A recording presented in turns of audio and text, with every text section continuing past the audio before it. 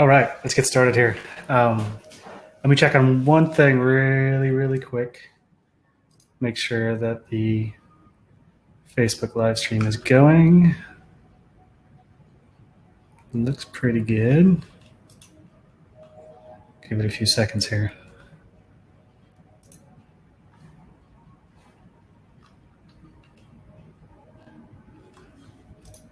We are going live. Okay, 30 seconds. There's a little bit of delay with Facebook usually, so I just want to make sure it's going.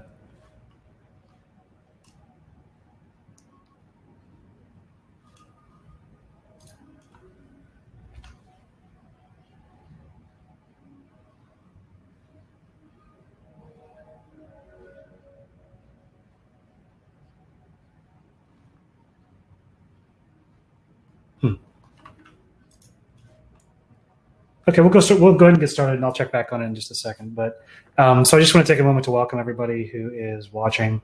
We'll get some housekeeping stuff out of the way first, and then we'll start the conversation. So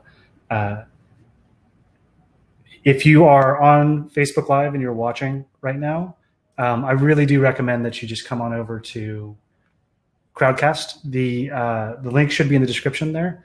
And the reason it's better for that is that if you want to ask questions, if you want to engage with other students or other viewers, it's definitely the best way to do it. I can't monitor both chats and then talk to the camera at the same time. So if you're willing to click that, it'll also allow me to send you any of the resources that we discuss, and also resources from the last couple of days of Artnerd lives that we've been doing here. So yeah, and if you are on Crowdcast and it seems like it's a little jittery, it's a little resource intensive, so don't hesitate to shut down tabs here and there if you can. But hopefully it should work for you okay. If the sound's not working or if the video is wonky or something, just let me know in chat, and we'll take care of it. So welcome. Today should be really fun. It's a celebration for me, at least, and hopefully for other people as well, in that the launching of my portfolio design fundamentals class goes today. So it is open right now. We'll talk a little bit about it, but we'll be talking about portfolio design in a general sense as well, and asking and answering questions about any of this stuff that I can help with. The course itself has been a long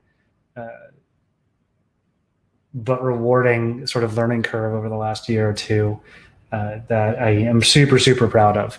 As a creative endeavor, as an education endeavor, it is something that I am super happy with.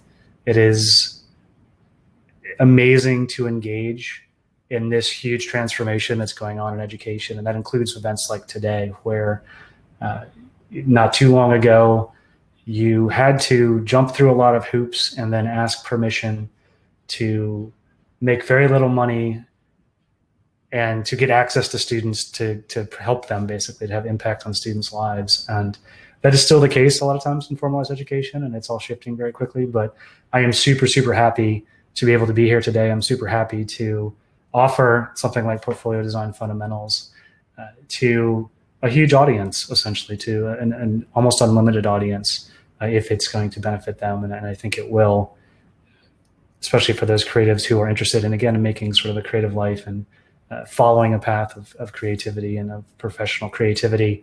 And we'll get into the details of some of that. So again, thank you for being here. If you have any questions at all during the broadcast, just type them in. Again, this is going to be really conversational.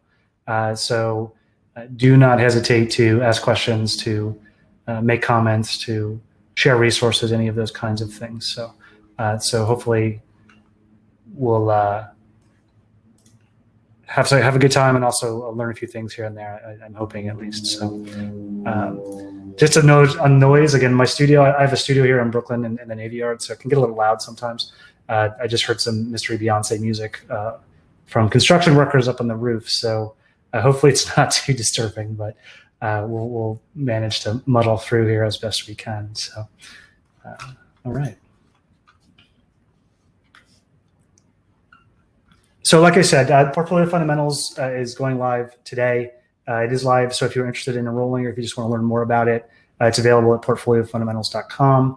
If you're on Crowdcast, you can also click on the Portfolio Fundamentals course button at the bottom. We'll get into details about a little bit of that, but this is not intended as a purely kind of sales thing. It's more about talking about portfolios in general, but also why they're important and where the course kind of fits in within any of that. So I'm hoping it'll be useful for just about everybody. If you are looking to improve your portfolio and to improve your opportunities, to improve your success rate in terms of all kinds of areas, then I think the course is going to be really, really useful for people. And it's a unique take on portfolio design, on portfolio development, and we'll talk a little bit about some of the details within any of that. So if you want to check out the sales page, please feel free to do that. We'll check it out as part of the presentation as well.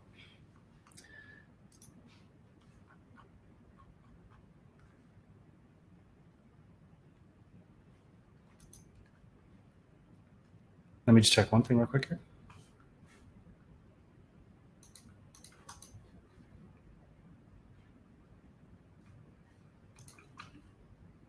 Okay. So today we're going to be, again, talking about the course. We're going to be talking about portfolio design in general. We're going to be talking about my take on it, and also touching base with some educational kinds of philosophies and educational approaches that I've taken and that I think are relevant and that are important for people to understand, that are important for people to kind of grow with as best they can. And we'll talk about some of the details within any of that. In order to do that, I'm going to borrow heavily from, again, Simon Sinek, who wrote a very, very good book. It was called Start With Why. And the general premise of it is, it's geared a little bit more towards businesses, but any kind of institution, any kind of organization, it works for artists, it works for production on an individual kind of level, is he talks about the benefits of starting with why, to have the goals, to have the mission, to have the vision way ahead of the how and the what. And a lot of times that gets reversed. People just kind of produce stuff without thinking why they're producing it or giving any kind of consideration about why it might be useful or valuable or relevant in any kind of way. They may not be in touch with their own sort of culture or priority system or values within any of that. And his premise essentially is that it's really important to kind of start with that and then grow into the how and the what of things that you're producing. So just to use like a painting as an example, and this happens a lot of people don't think about why they're creating something. They just kind of get caught up in tools, or they go and try to make something cool, and then they kind of work backwards into, well, this is how I did it and this is why. And especially in art making, that tends to lend itself to, I think, a less authentic kind of conversation, a less authentic motivation. And even in portfolios, you see that, where the work is there and then you read the artist statement and it has very little to do with the work that is actually shown. They've sort of tacked on all kinds of meaning and all kinds of purposes that really don't connect with the work at all. And it becomes really obvious really quickly that they may not have really thought about why they were producing it. They may not have had a really sort of clear intent or a clear mission or a clear set of values in terms of any of that. So today we're going to talk about the why. Again, the why is it portfolios? Why is it this course? Why I chose to design this course, and why it could be useful, hopefully very useful, for anyone who is looking to create a creative life, who's looking to create things of value, share things of value, whatever the purpose is, whether it's for making money, to make a living, whether it's just to inspire others. It all comes down to portfolios in a lot of different kinds of ways. And unfortunately, portfolio design, portfolio development is one of those things that gets absolutely neglected. It gets neglected in education and formalized education. It gets neglected by individual artists, by individual creatives. And I'm sure you can relate to this. I'm certainly guilty of this, is that people focus on making their work, which is great. They're doing their drawings, their paintings, their designs, their animations, their illustrations, those kinds of things. And they're so focused on developing those skills, which is a great thing, that they don't think about their portfolio until they have to. They wait for a deadline, they wait for some sort of important transition, and then they're stuck. And they don't know how to approach it, and they don't know how to leverage the work that they've worked so hard on for years sometimes, and spent hours and hours and thousands of hours on, and they don't know how to leverage it effectively to do the things that they want to do. And that can manifest itself in all kinds of different ways. The most common ones are, again, those transitions, say, between high school and art school. So they go to formalized art, they go to high school and they take an art class or two, or if they're in a specialized art and design high school, that's great. They're producing a bunch of work, and then they wait till their senior year, and all of a sudden they have to put together a portfolio, and they're panicked. I can speak a personal experience of this as a gatekeeper for a specialized art and design school, Pratt Institute, for years. That opaqueness, that reactive kind of approach caused so much anxiety, so much stress, so much confusion for students, for parents, for teachers, for admissions counselors in the high schools. And it really doesn't have to be that way. And my contention, my premise is that your portfolio, first of all, is not your work. And what I mean by that is that you can't just make your work and expect the portfolio to all of a sudden appear out of nowhere. It doesn't work that way. It's a really ineffective, it's a really inefficient, really reactive way to do that. And if it's not your work, then what is it? Well, it's a separate thing. It's a practice, essentially, that you can approach in all kinds of different ways. The way that I teach it is to use systems design, essentially, very heavily to develop that practice, to develop those skill sets in a way so that you can focus on your work without worrying about your portfolio. When people are stuck trying to design their portfolio because they've waited to the last minute, or they've waited till they thought for an opportunity where they required a portfolio, what happens is then it becomes almost like a multiple choice test. It becomes what I call the homework mentality, where it's something you just get through. It's something that you start to interpret as being static, and that lends itself to all kinds of really negative kinds of things that we can discuss a little bit. But so the idea is to clarify that, is to neutralize some of those negative approaches, some of those frameworks that are really, really ineffective, that are more reactive, and make it a proactive thing, make it a practice, so that not only when you hit opportunities like transitions, and again, this could be getting into art school, it could be during art school, it could be for specific classes, it could be looking for internships, it could be looking for scholarships, it could be looking for grants, it could be looking for jobs after you graduate. Once you're graduated, it could be getting into another school MFA program, it could be looking for jobs, looking for work, and it's irregardless of medium.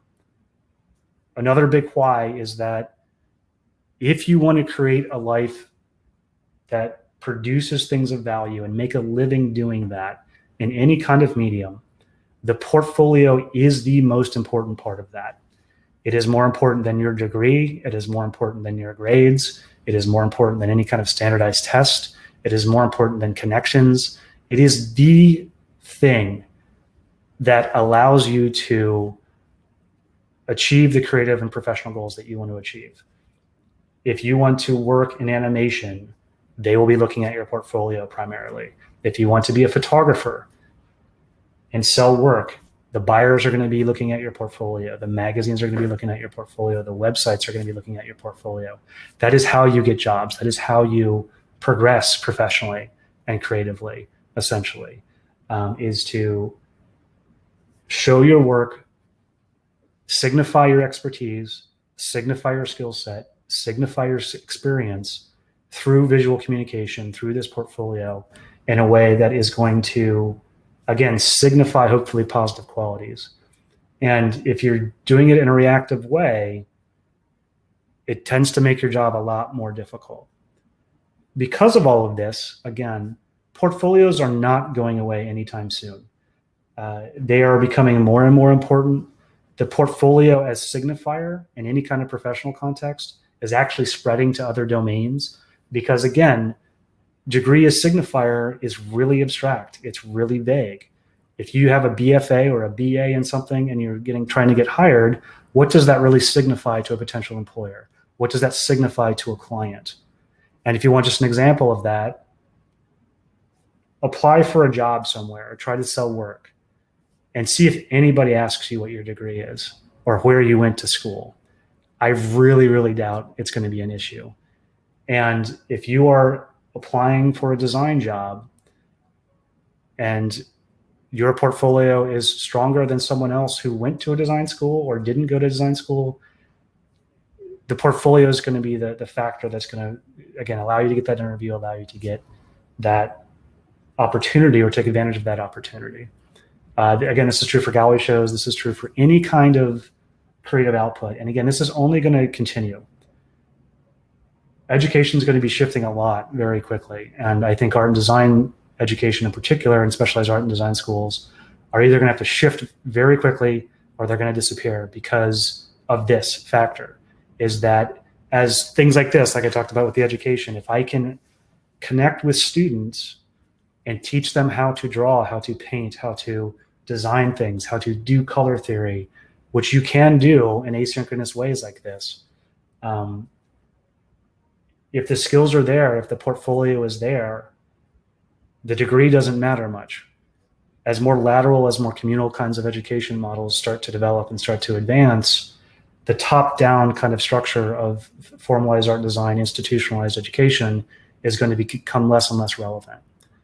What's going to stay relevant is the portfolio. What's going to stay relevant throughout your career, not just for getting into art school, not just for getting that first job, but throughout your entire creative career, what's going to be important is going to be your portfolio. It's going to be, again, how you leverage your work to achieve the things that you want to achieve. So that's the why. That's also why I decided to make this course, because it's an area that is totally neglected. It's totally misunderstood. Just as an example, personally, I wrote about this not too long ago, but I went to an accredited BFA program. I got a degree in photography and graphic design. And this is 25 years ago, but it really hasn't shifted much. Did what I was told. I jumped through the hoops. I took the classes. I got good grades. My work was actually relatively strong, given the program. And we didn't touch about portfolios at all. So I graduated along with my peers, and we kind of laughed about it at the time, but we had no idea what we were supposed to do. We had no professional development. We had no portfolio to speak of. And so we floundered. We basically did shotgun approaches and tried to look for opportunities, both professional and creative and sort of institutional, that just didn't happen, again, because we were so ineffective at sort of showing our work in a way that was going to leverage and signify the things that we wanted to signify in order to achieve our goals. This hasn't changed much, again, even in at Pratt, even in specialized art and design. There's a little bit more focus on that transition, on that success, but it's not taught well usually. It's usually, again, the sort of multiple choice test, and they make a lot of really common mistakes in terms of any of it. The work is usually very strong, but if you cannot design your portfolio effectively, it's really going to hurt your opportunities, even if you're at a specialized art and design school. And a lot of schools, I'm sure there's exceptions to this, but even in their professional development, don't focus enough on, again, the portfolio as practice. They wait to the last minute. The students wait till the spring of their senior year when they're interviewing, and then they put together their portfolio at the last minute. So as I was kind of deciding, if I was to make the biggest impact I could and to help students regardless of their levels, what kind of thing would I focus on? And this is the why of my design of this course. And whether it was high school student getting into college, whether it was students in college, whether it was students trying to self-teach their own skill sets and their own kind of creative progress and development, whether it's somebody who is looking for grad school, graduating from grad school, looking for teaching work, looking for gallery shows, any of those, the largest impact that I could make would be to help people with their portfolios, essentially help them design those effectively, and not in a one-off way. Again, this is not, here's how you get into college. It's more substantive than that. The stuff that I talk about in the course and the way that I approach this is essentially almost a foundation type of skill, so that if you develop this practice, if you develop this take on portfolio design, it will serve you through your entire creative career. And because we use a system design kind of framework, it becomes very modular. So as presentation technology changes, as documenting work changes, as your work changes, you can basically replace or develop different modules within that so that it always stays relevant, so that the skill set always stays relevant. which is something that is not true even with specific mediums and things like that. And I say that as a film photographer, or whose training is in film photography, which is pretty irrelevant at this point. So that is my why. If I want to make the biggest impact, if I want to help people in the most immediate kind of way, while also exploring this kind of new educational model, what would be the one thing that I could really help people with the most? And it was without question an easy decision. Again, I can teach drawing, I can teach painting, I can teach foundation kinds of stuff, and maybe I will at some point, but that's not going to help people really develop the lives that they want to develop. And that stuff's easy to teach compared to some of this other kinds of stuff. So that's my why. Your why should be very echoed in any of that, in that your portfolio is going to be super relevant, super important if you are choosing to follow a creative and professional path that involves the making of stuff. If you just want to make paintings and bury them in the backyard and then die and maybe some gallery will sell it later, then this is not going to be useful for you. But if you want to engage, if you want to, again, leverage your work in ways that will allow it to signify and communicate the things that you want to communicate, then this stuff is really, really important to learn. And it is mostly neglected. And even when it is taught, it's taught as a homework assignment, or more often than not, it's taught as an art class where it's not about the portfolio. They teach you drawing to fill your portfolio. They don't actually teach you about the portfolio. And they call it a portfolio class just for marketing purposes, but it's the same approach as taking like an SAT prep course. It's the same mentality. It's that multiple choice mentality, which I really encourage people to get away from. So that's the why. Again, if you have questions about my take on any of this, let me know, either in chat or in other places as well. But I'm just going to check the Facebook feed really quick. It didn't go through for some reason. That's okay. Technical difficulties. So let's talk about the how. Let's talk about the course a little bit. How are we going to do this? How are we going to develop a practice of portfolio design? How are we going to develop this thing that is separate from our creation of work, which allows us to create the work that we want without having this sort of overarching kind of oppressive umbrella of portfolio design? Again, what you don't want to do is you want to make your work to make your work. You want to make work that's connected to you. You want to make work that's authentic. You want to make work that's connected to your vision. If you're doing it for commercial purposes, you want to be focused on the work that is going to solve your clients' problems and solve your clients' issues. What you don't want to do is have, again, I have to make work for the portfolio, so therefore I need to make this kind of work. And stay away from that. That's, again, when I say that the portfolio is not the work, that's what I mean. Another really good example of this is on YouTube. If you search for portfolio design, and maybe you guys have tried this a little bit, a lot of times, I mean, they're very sweet videos usually, but there's like a student saying, I got into Pratt, RISD, Parsons, with this portfolio. And with teachers, it's like, well, what kind of portfolio gets into this place, or what kind of portfolio gets this job? And that, again, is the multiple choice thing, which is a really, really bad mindset to take with any of this. So avoid that as much as you can. It's irrelevant what someone else did with their work or did with their portfolio. Because even if you know better, you're intuitively going to start trying to make work like that. You're like, wow, getting into RISD sounds fantastic. Maybe if I make work like that, then I'll get in. And that just isn't true. Even if you replicated their portfolio, it's more complicated than that. That's not how portfolios work in general. So avoid that, again, that mentality. Start to develop a practice of this. And when I say systems design approach, this is what I mean. And this is a design that I made. I'll enlarge this a little bit.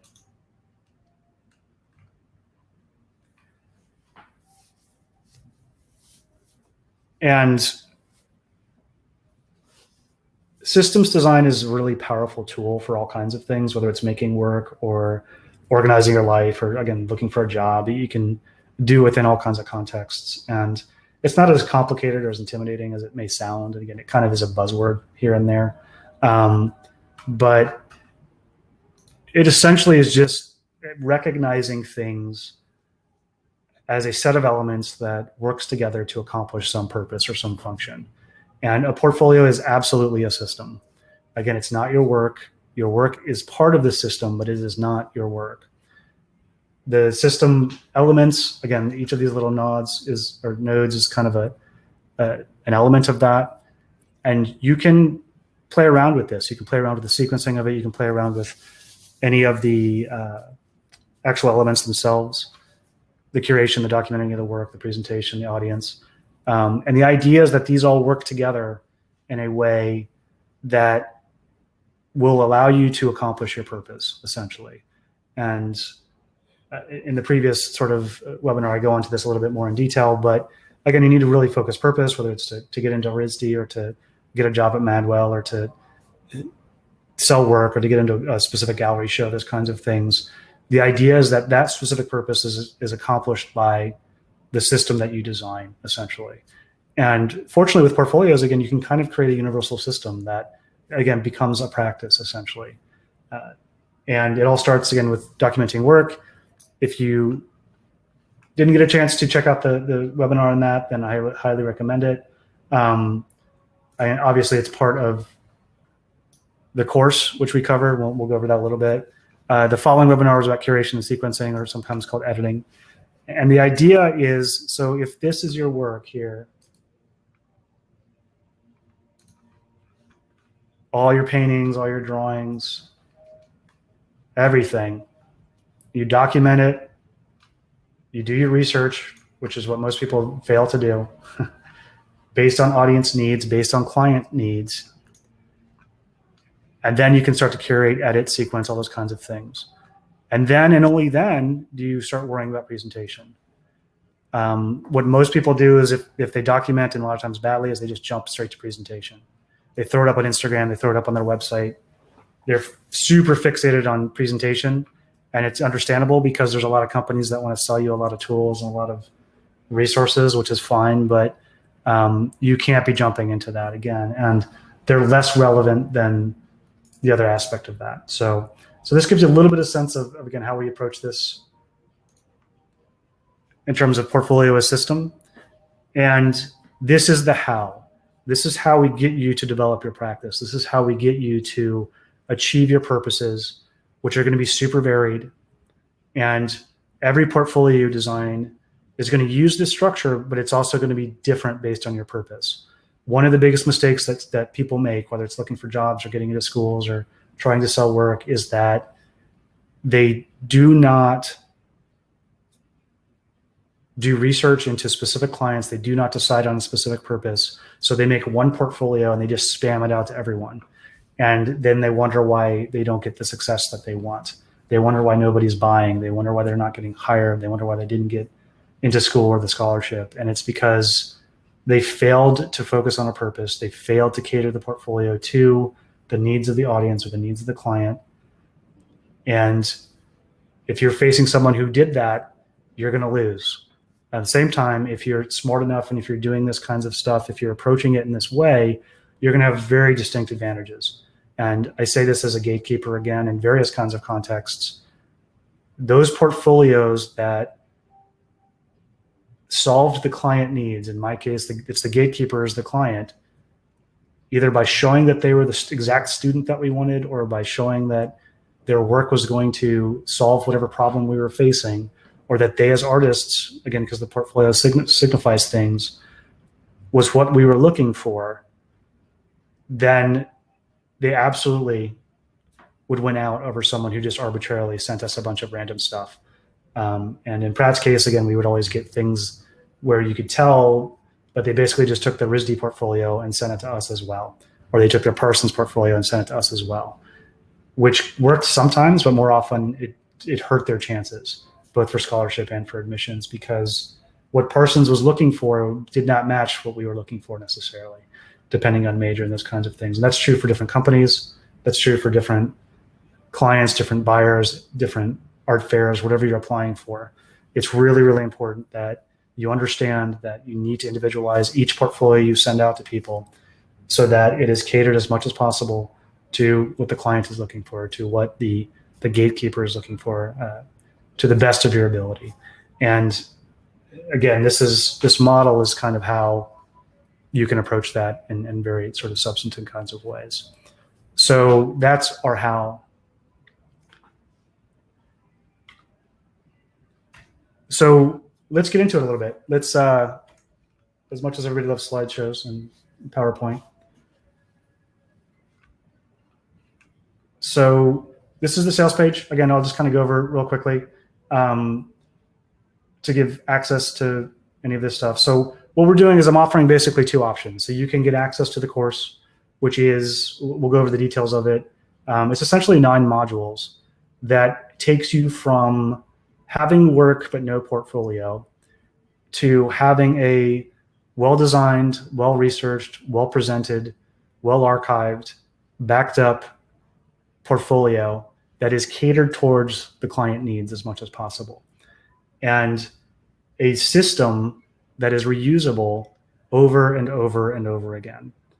A system that will be dynamic, that will grow with you as you develop artistically, as you develop creatively, in ways that will give you absolute benefits, absolute value in terms of whatever your goals are, whether it's to make a living, whether it is to get into art school, whether it's to take advantage of opportunities, win awards. This kind of system, this kind of approach will give you absolute benefits, especially compared to those that don't do this stuff, which is most of them, most creatives at this stage. So again, there's 2 options. You can have the regular course, or there's also an option where I'm happy to give one-on-one feedback, and it's a little bit more money. But if you have an immediate kind of challenge, an immediate kind of portfolio deadline that you're working with, I'm happy to do that. Again, it costs a little bit more money, but it gives you a one-on-one feedback with your portfolio, as well as access to the course and access to the community. So, so the sales page you can kind of check out. I'm not going to go through it just because it's all available.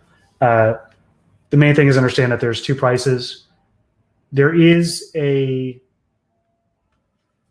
early bird discount going on right now, so that'll go on until Monday, where the price will go up Monday at 9 o'clock. Just again to try to create a little bit of momentum and to create some enthusiasm. The other part of the how, besides again this kind of static asynchronous video stuff and assignment-based stuff that's on the platform's Thinkific, for those that are wondering, is we'll be doing live office hours, essentially, at least 2.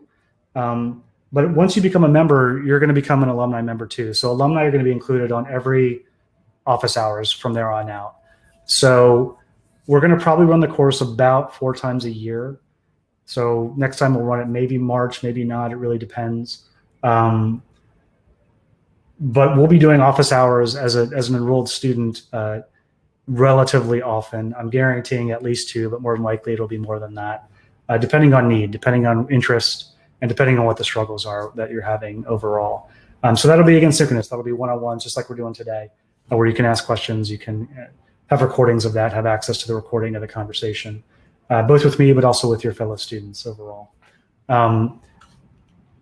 There'll be course-specific resources, tools. Again, we provide, again, fundamentals. It's going to be a sort of a foundation level kinds of thing. But you're going to want to continue to develop the different modules, different skill sets. So if you feel like you need to work more on your documenting and sort of photographing artwork, you can work on that, and there'll be resources to help you do that. If you really want to kind of develop your ability to do client research and to profile clients, you can do that, and there'll be resources to help you guide that as well. Presentation aspect, whether it's making a website, using a third-party website, any of that kind of stuff, digital imaging basics, those kinds of things. There'll be resources to help you out with that as well, that are going to be more static, but they'll be there for you as you want to explore, and I definitely encourage you to do that. The big thing is here, and this is, when I talk about the shifting of education models, this is where I think things get really neat. And this is where I think the real value of the course lies. And that is in the community group that we've designed at Artnerd Society. So what it is a subgroup, a sub-network within the larger Artnerd Society network, that is geared just towards the students of this course, that is geared just towards those that are really focused on their portfolio design, really focused on their portfolio development. And it allows you to exchange ideas, to exchange experiences, to ask questions, not just of me, but of everybody. So this is where the long-term value is really, really going to sort of manifest in various kinds of ways. So just to give you a sense, if you're not familiar with Artnerd Society, it is essentially like it's a social network, but it's kind of like a really high-tech Facebook group where you can do all kinds of really cool stuff and connect with people. But it's way, way, way better than Facebook groups because there's no ads, there's no garbage. The UI is really nice. And again, it's based on another platform. It's Mighty Networks. The Thinkific platform where the course is has some discussion stuff, but it's pretty limited compared to this. So what happens is once you enroll, you get invited to this private group that will include alumni. So what that means is you as an alumni will get to engage with all future students once they become students. And as a new student, you'll get to engage with alumni as well, people who have taken this course. So what that means is imagine, again, 5, 6, 7 months down the road, and you have some specific sort of portfolio problem that more than likely somebody else has had. You can pick their brain. You can ask them questions. You can connect with them in all kinds of different ways. And it's a really good way to foster connection. So again, here's the current alumni, current students right now. The amazing other part of it, again, is that you can do it locally. So if you're taking this course and someone near you is taking it as well or has taken it, then maybe you want to connect with them in person. And I definitely would encourage that if possible. So there's going to be all kinds of opportunities to connect with other creatives who are focused on their design. And the course, essentially, the Thinkific part of it is intended as a foundation. It's intended as a stable information source that then allows you to build on through this connected kind of stuff so that everybody's on the same page, so that everybody's using the same kind of definition, so that everybody's kind of taking a similar approach at least. But and I obviously will be very, very available on here as well throughout the course and also throughout any kind of future stuff. So again, you can, even as a member of this, you can create your own posts, articles, events, any of that, questions, polls. It's a really powerful tool to kind of take advantage of and to accentuate, again, your knowledge sharing and the ability to educate yourself while having a really solid foundation that is, again, my expertise and my knowledge.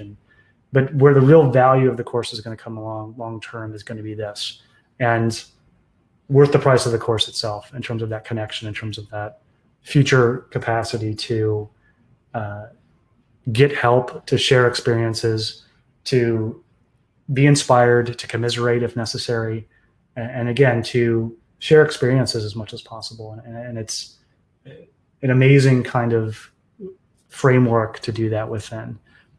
And it's a lot of fun too, or it can be. So hopefully it'll be a really beneficial kind of thing. So this will become its own thing that you'll have, again, lifetime access to as long as the course exists, as long as the network exists. You'll have access to this and to the people and to the alumni and to your fellow students in a way that will be super, super beneficial. Because like I said, portfolios are not one-off things. You don't take one course, get into school, and then forget about portfolios. You really need to think long-term. You really need to think in terms of longevity of your creative career. And this ties you into that as much as possible. And it also allows an opportunity for you to lead. It allows an opportunity for you to help guide others, even if you feel like you're not super comfortable with your own expertise level. Just asking questions is an amazingly powerful thing that can help your fellow students. It allows me to cater the course and to cater things in ways that are super beneficial to the fellow students and to you as well, hopefully, just by getting your questions answered. So, so this is the community focus of it. This is, again, in my mind, probably as important, if not more important, than the course in terms of long-term. But the course is, I'm super proud of it, and it's hopefully a very useful and powerful thing for you as well. So just to give you a sense of inside the course, this is, again, like I said, I use Thinkific. It's a great tool. It's a great thing. Most of the material is going to be videos of me explaining things for the most part.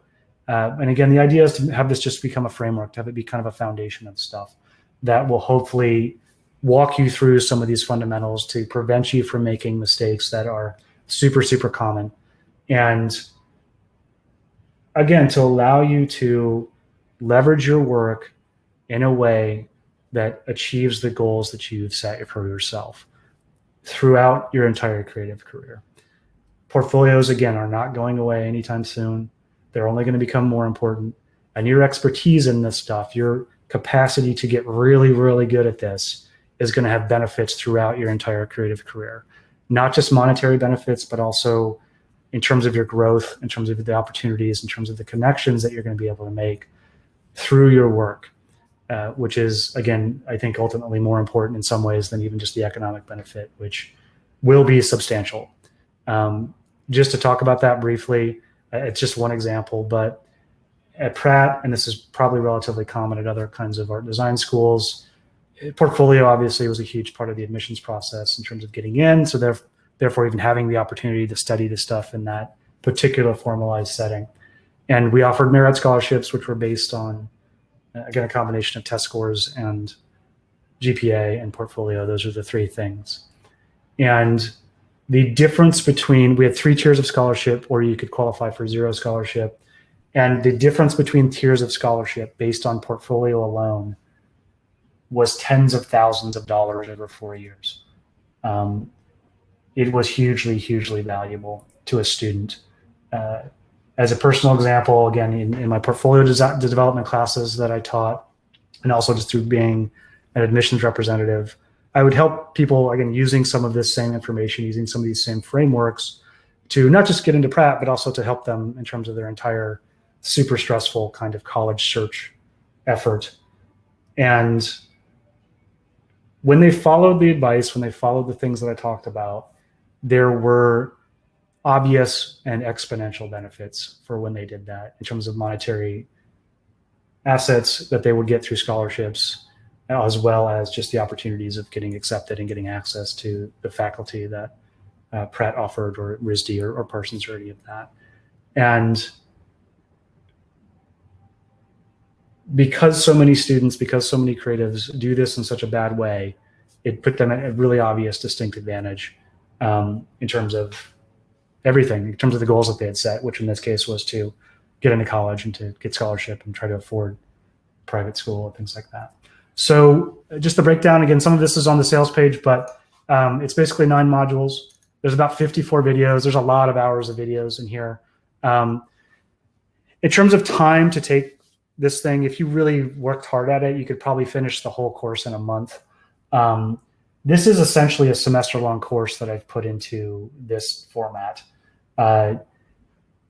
So if you sign up, and I hope you will, take your time with it, delve into it, redo the videos, engage with the community as much as possible, engage with me as much as possible. And some of you are probably going, I don't have that much time. What am I going to do? My deadline's in January. What the heck am I going to do now? And this is kind of just what I would do is, long term, I wouldn't do this, but you could probably skip straight to documenting work, go to research, and then go to presentation. And you could get by in less time if you wanted to. I highly, highly recommend that you not do that again. But if you're pressed for deadlines, then you could do that. Which brings me to the one thing, again, that I talked about this in the advertising for this particular event. But if you had to pick one element of any of this, so again, I talk about the whys and what's a portfolio, which we kind of covered today.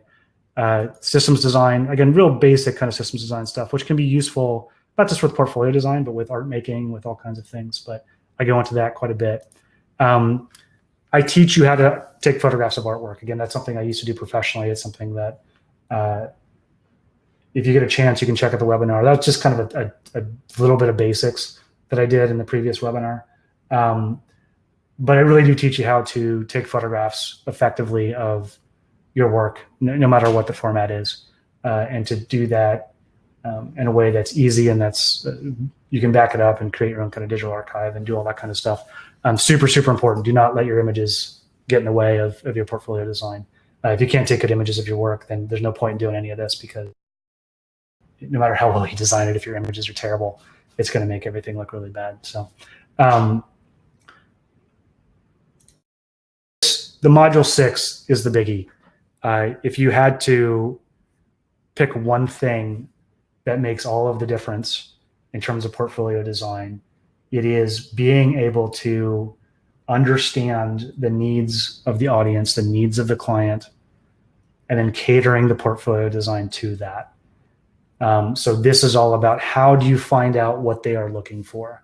How do you find what kind of signifiers they're looking for in terms of any of that stuff?